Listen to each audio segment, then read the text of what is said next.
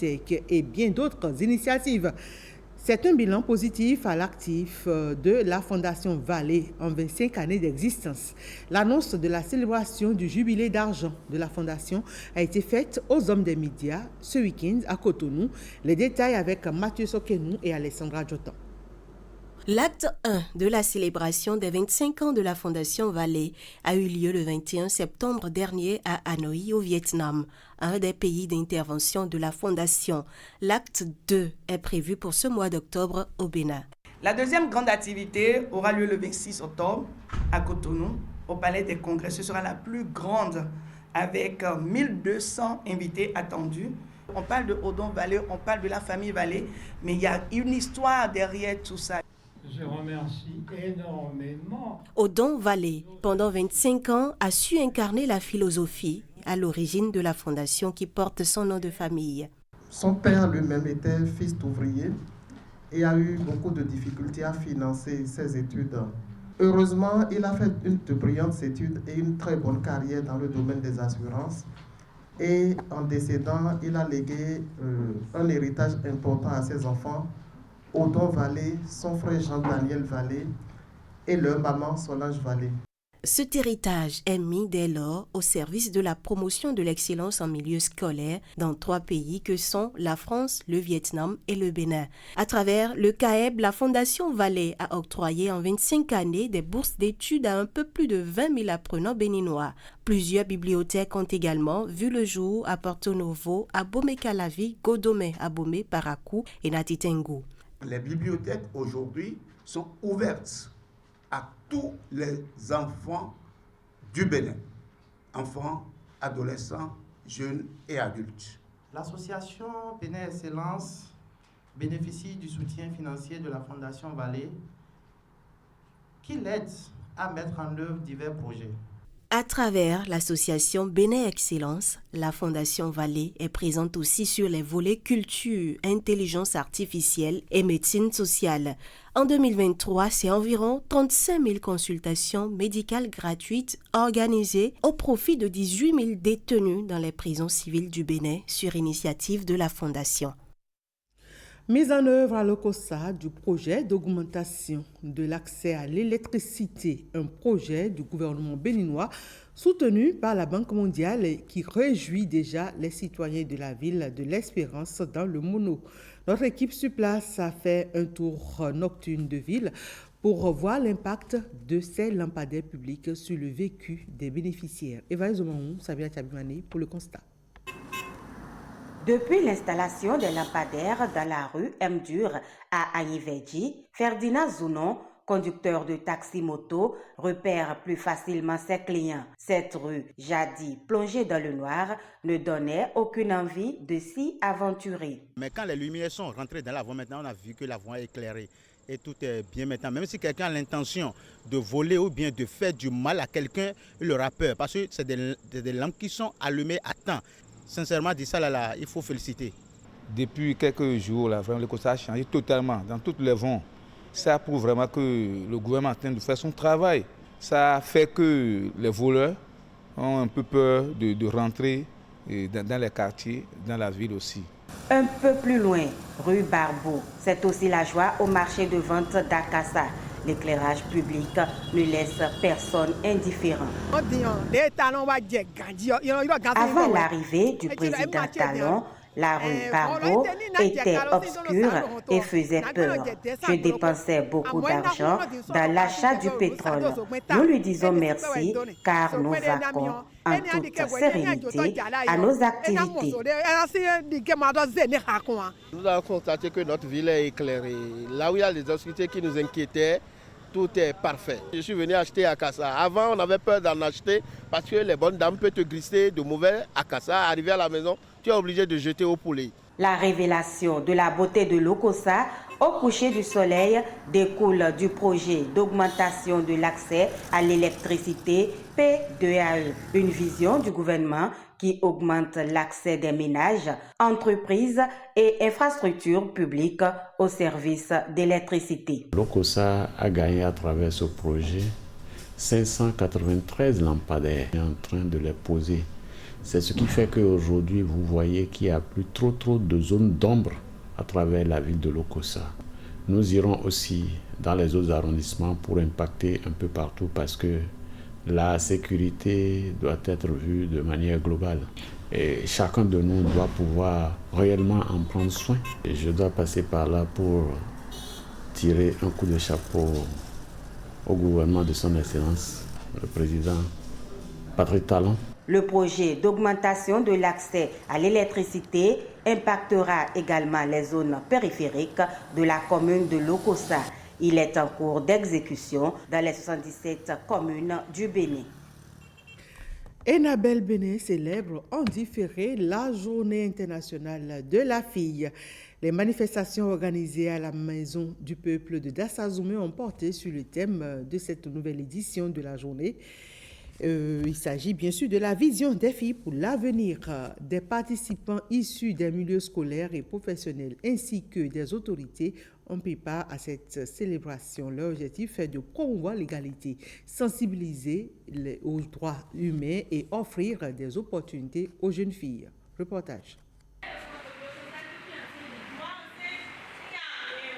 Et pourtant, la jeune fille est bien enceinte. L'auteur de la grossesse, un chauffeur, va refuser de la reconnaître. Des scénarios du genre sont légion dans nos communautés. C'est cette réalité que les jeunes filles ont décidé de peindre à l'occasion de leur journée. Et je pense que c'est maintenant que le travail commence, de penser comment est-ce qu'on va pouvoir vraiment tenir compte de cette parole tout au long de l'année, comment est-ce qu'on va pouvoir être alliés des jeunes filles. J'ai pas peur pour vous, les jeunes filles et jeunes femmes, j'ai entendu, vous êtes fortes, vous avez pu donner votre message. Mais nous, les adultes là dans la pièce, comment est-ce qu'on peut être alliés tous les jours pour pouvoir, d'un, ne pas être un obstacle à ces rêves des jeunes filles nous-mêmes, mais aussi pouvoir être des alliés pour lever les obstacles éventuellement qui sont dans leur chemin. Au niveau de la coopération belge, en général, les questions de genre, notamment, sont des questions qui sont transversales, c'est-à-dire qu'elles s'intègrent dans absolument tous les programmes et toutes les interventions que nous menons, que ce soit au niveau de la police républicaine, du port, de la santé et de l'agriculture. Il y a toujours un volet genre, c'est-à-dire des lunettes genre que l'on met dans la formulation de nos projets. Et dans le nouveau programme, on a voulu mettre l'accent sur l'éducation et la sensibilisation. En milieu scolaire, justement, un suivi est fait pour le métier des filles à l'école. Nous essayons de faire des accompagnements en invitant les professeurs à faire des cours de renforcement. Et à côté de ça, l'ONG Plan Bénin, le projet Suède et d'autres projets nous aident à accompagner l'enfant, surtout la fille, dans nos différents collèges. La place de la fille, c'est soit à l'école ou soit dans une formation professionnelle. La place de la fille n'est pas auprès d'un mari. Pour susciter la saine émulation chez les filles, elles ont suivi des témoignages inspirants de cette modèle féminin. Une manière pour Enabel Bénin et l'AFD de les encourager à explorer aussi des domaines traditionnellement réservés aux hommes. Paix et cohésion sociale au Bénin. Les conseillers de l'Observatoire de la déontologie et de l'éthique dans les médias, ODEM, consolident les acquis de la formation sur le monitorage de médias. L'initiative émane du projet MediaBi, entendez, mobilisation, éducation, dialogue et information. D'importantes conclusions sont attendues des échanges qui durent 3 jours à Grand Popo. Le point avec Samira Tchabimane. Cette rencontre de Grand Popo fait suite à une série de formations sur le monitorage des médias, toujours avec les conseillers de l'Observatoire de la déontologie et de l'éthique dans les médias ODEM. Elle entre dans le cadre du projet MediaB, mobilisation, éducation, dialogue et information au Bénin. Le projet vise, en mettant l'accent sur les professionnels des médias, à déconstruire les stéréotypes qui sont défavorables à la paix et lutter contre la désinformation, le sexisme, le discours haineux.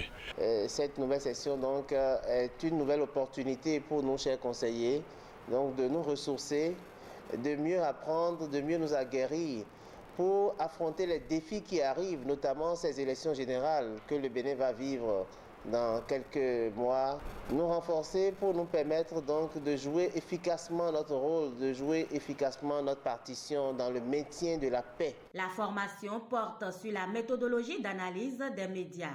Un travail sur la proposition de révision du code de déontologie de la presse béninoise est également prévu. Avec l'arrivée de ce qu'on appelle les nouveaux médias, ce sont les plus grands défis pour les journalistes, pour les médias et aussi en face des élections qui vont arriver d'ici un peu plus d'un an. Les journalistes de Bénin, l'ODEM en particulier, pour ce que je vois, ils sont en train de faire plein d'efforts pour se mettre au jour. D'abord remercier les partenaires qui ont accepté d'accompagner l'ODEM pour la paix, la cohésion, le social que nous avons, parce que nous avons un contexte de sécurité délicat dans le pays et plus que jamais, on a besoin de l'ODEM, on a besoin de l'appui de l'ODEM. Au-delà de l'ODEM, c'est toute la presse que nous devons vraiment sensibiliser pour cette notion importante qu'est la paix et la cohésion. Le projet Média B est mis en œuvre par un consortium d'ONG. Il appelle tous les médias à jouer leur rôle, surtout à œuvrer pour construire une paix durable au Bénin.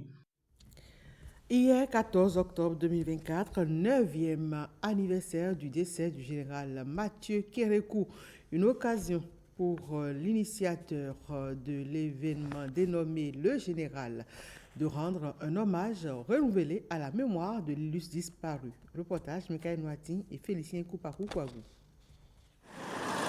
Parti de Tian, le général a parcouru environ 3 km pour atterrir à la mairie de Parakou. Sur son parcours, le général a salué les populations et échangé avec quelques citoyens. Bonjour le président. Bonjour monsieur le président. Bonjour. Vous savez, la mort étant une surprise, nous avons voulu aussi surprendre le peuple béninois.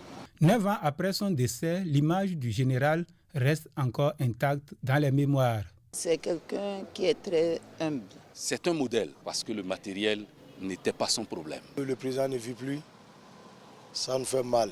Pour rappel, Mathieu Kérékou prend le pouvoir en 1972 par la force et se justifie.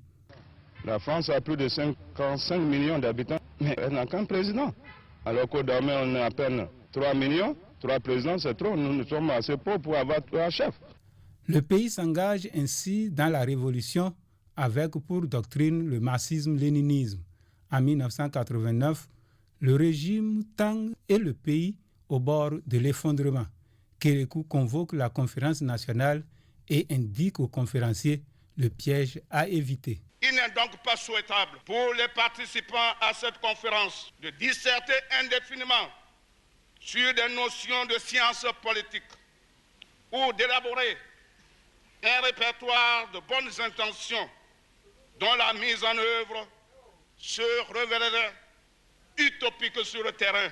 À l'issue des assises nationales, le Bénin se lance sur la voie du renouveau démocratique. Battu aux élections de 1991, le général se retire et s'éloigne de la sphère politique. En bon caméléon, Kérékou se mue en un démocrate bon teint et reprend le pouvoir en 1996 par les urnes. Après 2 mandats à la tête du pays, le général Kérékou passe le témoin en 2006 et entame sa retraite politique. Ce 14 octobre 2015, le général président s'endort définitivement à son domicile des Filao à Cotonou, devenu aujourd'hui les jardins de Mathieu. Et c'est tout pour ce 19h. Merci à chacun et à tous de l'avoir suivi.